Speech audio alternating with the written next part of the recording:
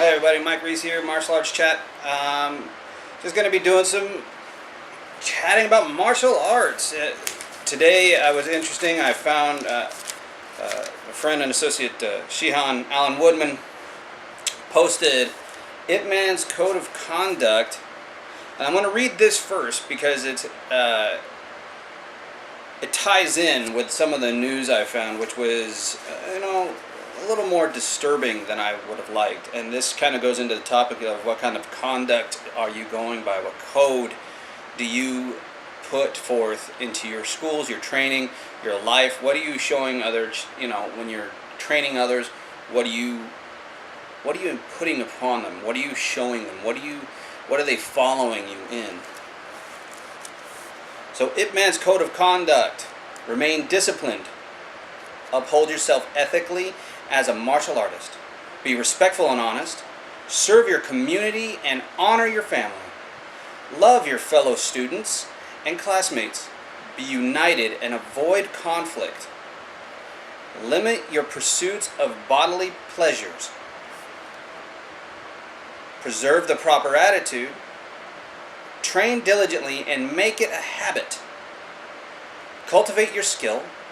Learn to be calm. Don't participate in arguments and fights. Cooperate with people. Be civilized and gentle in your manners. Help the weak. Use your fighting ability for the good of humanity. Pass on our traditions. Promote our art and its code of conduct. Now that can be, it's more like, I would input, that's how I put it, I would say pass on your traditions and promote your art and its code of conduct, depending on what your code of conduct is, really. I like a lot of this, and my only things, I have a personal thing side with this, and it's, don't participate in arguments and fights. I don't participate in arguments and fights if they're stupid. If they're pretty lame and they're just attacking for no reason, or like trolls on their internet, they're just throwing something out there just to get a stir. I really don't pay that any mind, and I just kind of brush it away. And it's mainly because what's the point? There's nothing to gain. But what I want to add for mine is you still can fight, and this is where I believe that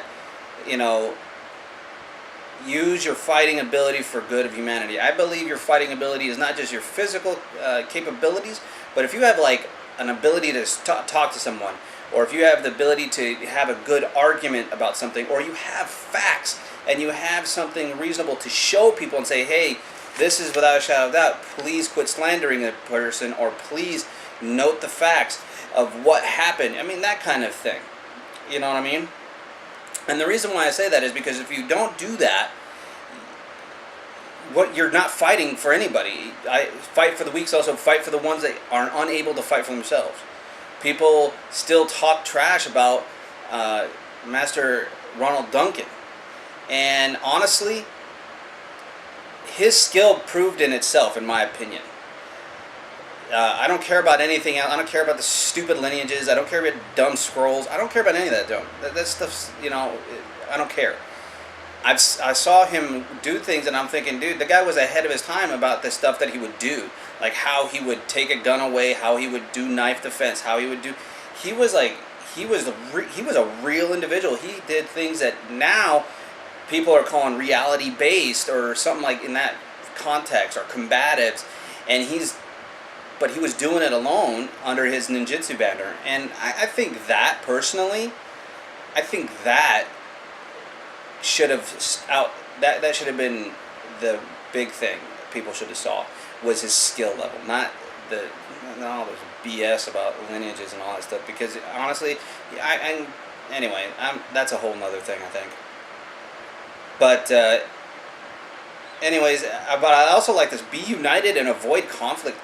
That's something that actually, it's funny. Mike Morales, my friend Mike Morales from Fit to Fight, Fit to Fight, called me the other day, and he was talking about how he just wants to get people unified and to kind of just quit arguing about it. And I agree with that, because one of the things that everybody has these big problems is my karate is better than your taekwondo, my taekwondo is better than your kickboxing, my savat's better than your blah blah blah, so on and so forth. My judo is better because it's seen in UFC. My jiu-jitsu is better because you can see that it works, and la la la la la la la, a lot of stupid stuff, really. And in my opinion, it's like you can't just say, oh hey, no man, let's find out the facts. Okay, what's factual is what works and what doesn't work. Okay, and that's all by a training mentality. But I like that unified. But what I'm going to focus on, especially in this, was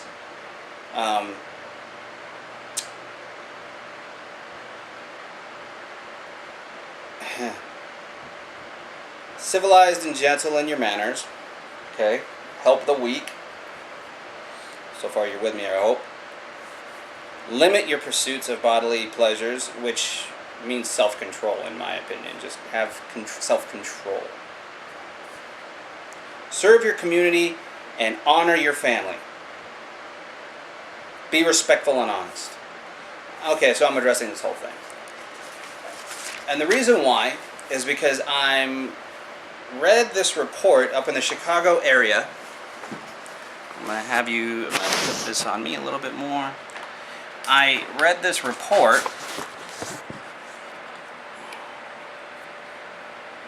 about an instructor. Okay, this was on April 9th, so a couple days ago.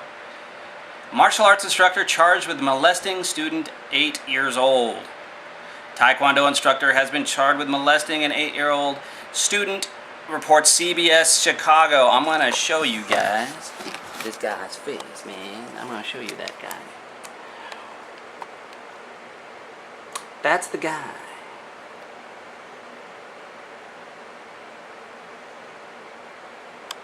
That's right. Terry Tatas. Now, in my opinion, this is disgraceful. Okay?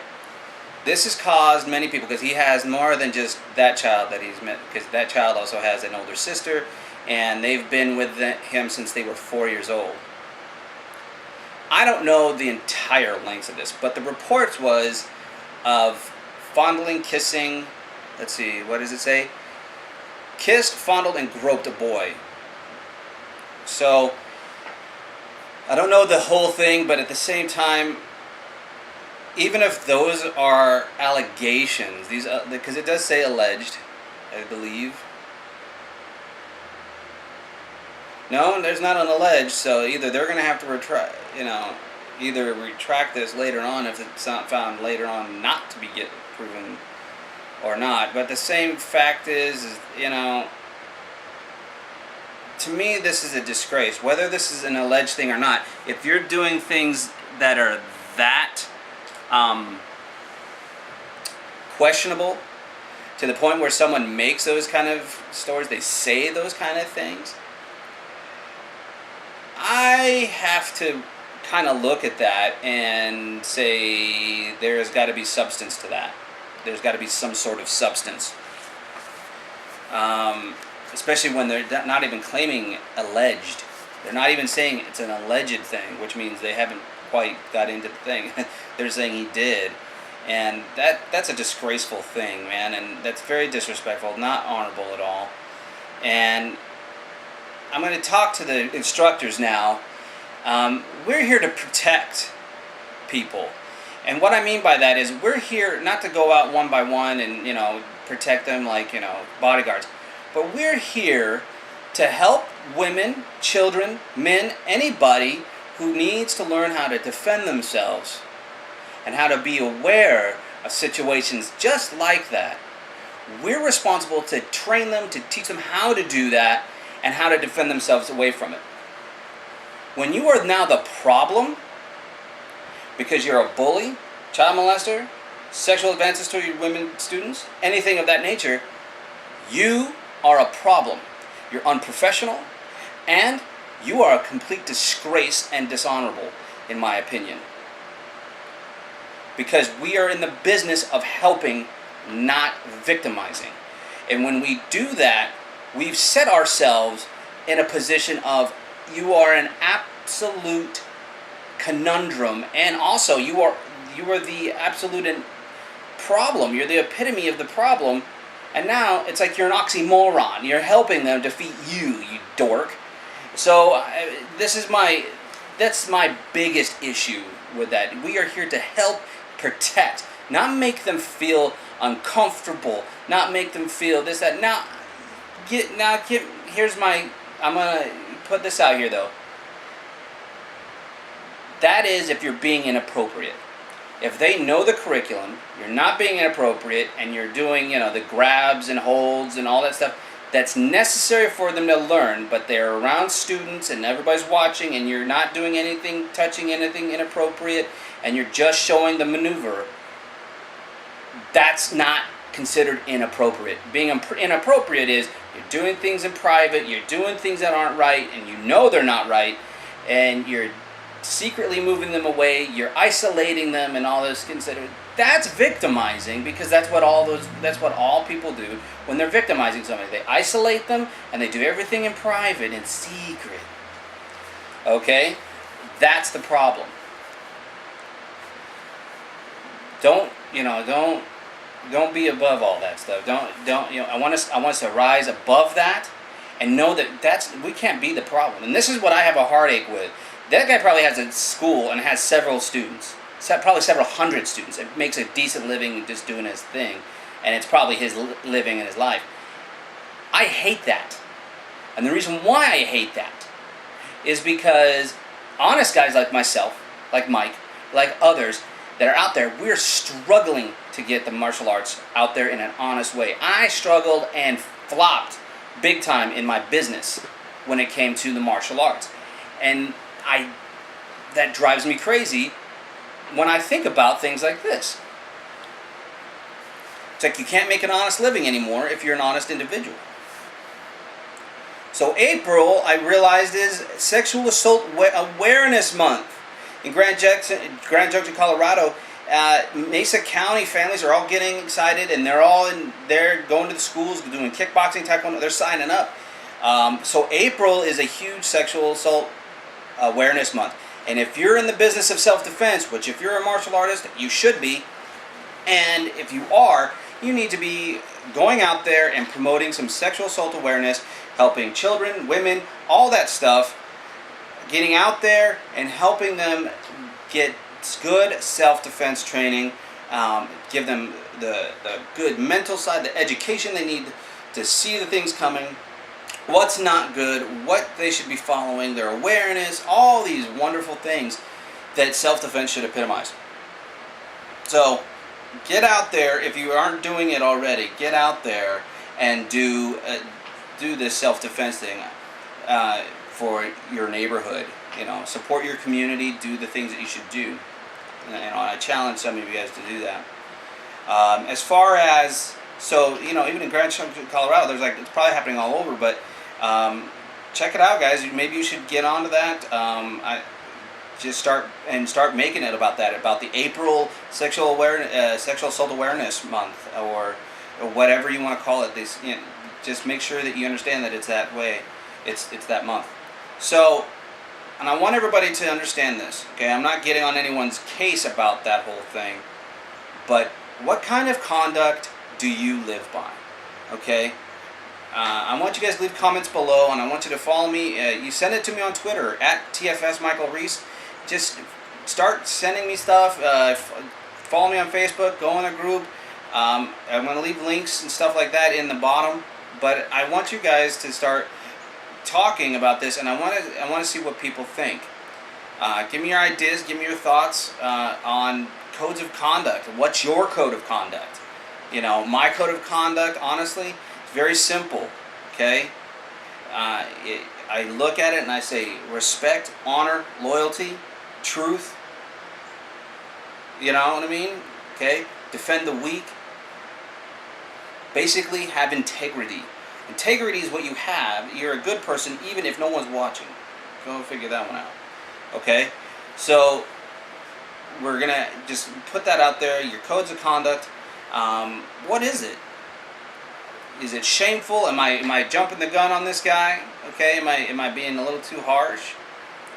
And also, I just, I was looking up some. I was going to do MMA news, but like, there's so many things out there for MMA news, and not just talking about martial arts in general.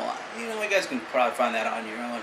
But they're talking about, GSP, his knee being better. Do you think he should get back in? With his knee surgery was successful. Do you think he should jump back in? Do you think he should come back in? And Rousey's comment, Dana White and Ronda Rousey both said Gina Carrano would deserve a straightaway title shot. What are your views on that? And also, in March 29th, I saw the report. I finally saw it. Chris Cyborg got leveled in her Muay Thai competition. I've never seen that girl get handled like that. She got leveled 3 or 4 times.